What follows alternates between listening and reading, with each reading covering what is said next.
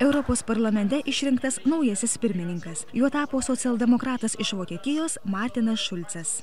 Kaip ir laukta, nugalėjo mūsų frakcijos lyderis buvęs Martinas Šulcas, vokiečių socialdemokratas, labai spalvinga figūra. Jis jau dirba parlamente apie 15 metų, na ir per tą laiką pragarsėjo ne tik tai kaip vienas geriausių oratorių, emocingų, neieškančių žodžio kišeniai, kuris kalba visados laisvai, be teksto. Ko gero svarbiausia jo savybė, kad jis yra kovotojas.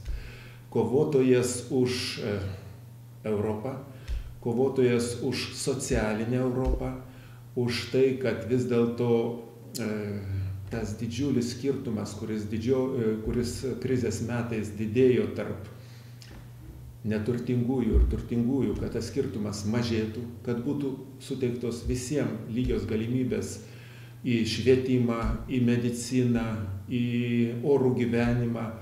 Na ir aš nebejoju, kad jis tapęs Europos parlamento pirmininku bus labai spalvinga, dažnai cituojama figūra.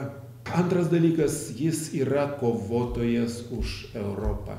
Ir jis nekartą šitą sakė, kad būtent po vieną mes nieko nelaimėsim. Ir globalinėme pasaulyje reikia visgi daugiau vienyti jėgas, neatsistakant jokių būdų nuo savitumo nacionalinio, nuo savimonės. Tačiau vis dėlto tik kartu mes galim pasiekti geresnius rezultatus ekonomikos, finansų reikaluose.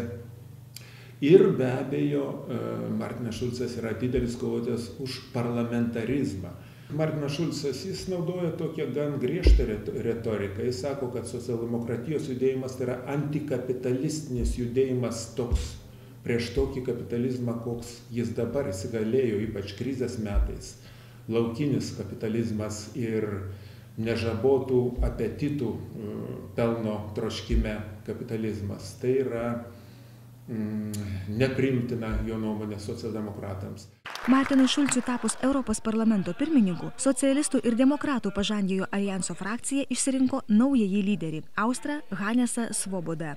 Labai toks kito tipo politikas, kito tipo parlamentaras, ramus, visados toks sustvardantis, kalbantis ramiai.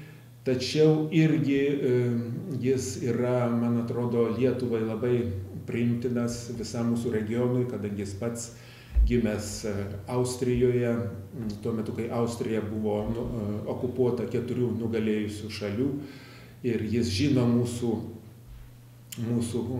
problemas, nekartą lankėsi Vilniuje, kalbėjo konferencijose.